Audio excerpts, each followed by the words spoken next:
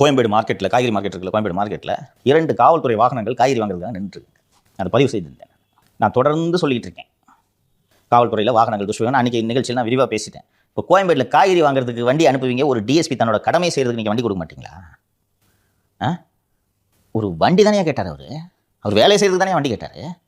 அந்த வண்டியை பிடுங்கி அவரை டார்ச்சர் பண்ணதோடு இல்லாமல் அவர் மீது 2 பெண்களை விட்டு என்னை தற்கொலை செய்து கொள்கிற அளவுக்கு என்னை திட்டினாருன்ட்டு இவ்வளவு அப்பட்டமாக ஒரு அறிக்கையை தயார் செய்து இன்றைக்கி அவரை இடைநீக்கம் செய்து அடுத்ததாக வழக்கு பதிவு செய்து அவரை கைது செய்யும் எல்லைக்கு இந்த துறை செல்கிறது என்றால் எந்த அளவுக்கு இந்த துறை கட்டுப்பாடு இல்லாமல் இயங்குகிறது என்பது தெரிகிறதா? இந்த 2 அதிகாரிகள், ஒரு அஸ்ராகருக்கு, செந்தில்வேலன், டேவிட்சன், இவங்க சேர்ந்துக்கிட்டு ஒரு டிஎஸ்பி பழி வாங்கணும்னு முடிவு பண்ணிட்டாங்க.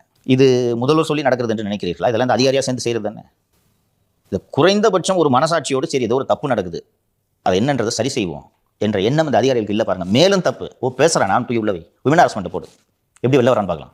இதுக்கு முன்னாடி அங்கே இருக்கிற ஒரு 4 உமன் இப்போ இதில் இப்போ கைது செய்யப்பட்டு அவருக்கு ஒரு வேலை ஜாமீன் கிடைக்கக்கூடிய சூழல் ஏற்பட்டால் இன்னும் 2 உமன் கான்ஸ்டபிள் இதே மாதிரி என்னையும் திட்டினாரு கம்ப்ளைண்ட் கொடுக்க வச்சு 5 எஃப்ஐஆர் போட்டு வெளில விடாம பண்ணுவாங்க. எனக்கு பண்ணாங்கல்ல, தமிழ்நாடு பூரா வண்டியில் தூக்கி சுட்டாங்களா? 20 நாட்கள் வாகனத்திலேயே இருந்தேன் நான்.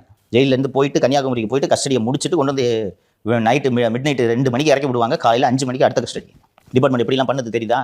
இது ஒரு அப்பட்டமான அதிகார துஷ்பிரயோகம். எல்லாம் தான் பார்த்தீங்களா, வெளியில் டிவியில் வந்துருந்துச்சு, இந்த ஊருக்கு போகிறார் அந்த ஊருக்கு போகிறான்னு வரும்ல, எப்படி பண்ண முடியுது பாருங்க. இதை ஒரு 4 அதிகாரி உட்கார்ந்துட்டு தான் இவ்வளவையும் செய்து கொண்டிருக்கிறார்கள்.